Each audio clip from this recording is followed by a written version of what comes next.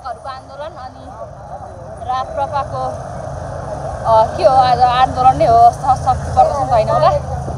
यो सबको असर हामी विद्यार्थीहरूलाई सोझा विद्यार्थीहरूलाई हिँड्दै स्कुल जानुपर्छ, हिँड्दै कलेज जानु परेछ।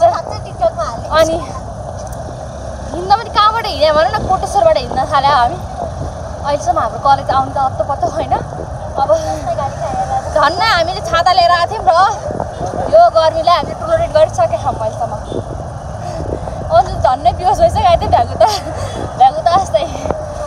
म के भन्न चाहन्छु भने सरकारले पनि शिक्षकको कुरा सुनिदिनु पर्यो, शिक्षकको माग पुरा गरेर घर पठाइदिनु पर्यो। हामीलाई सजिलो होस्, हामी जहिले पनि घर जान पनि ढिलो, स्कुल आउनु पनि हिँड्दै आउनुपर्ने, जाममा पर्नुपर्ने, गाडी 1 घन्टा कुर्नुपर्ने।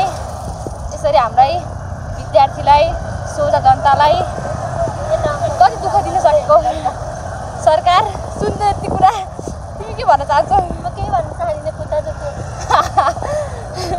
हाम्रो आजभोलिको रुटिन नै हो कि हामी 2 बजी बिदा हुन्छ हाम्रो कलेज। हामी घर पुग्दा 4:30 बजिसकेको हुन्छ कि।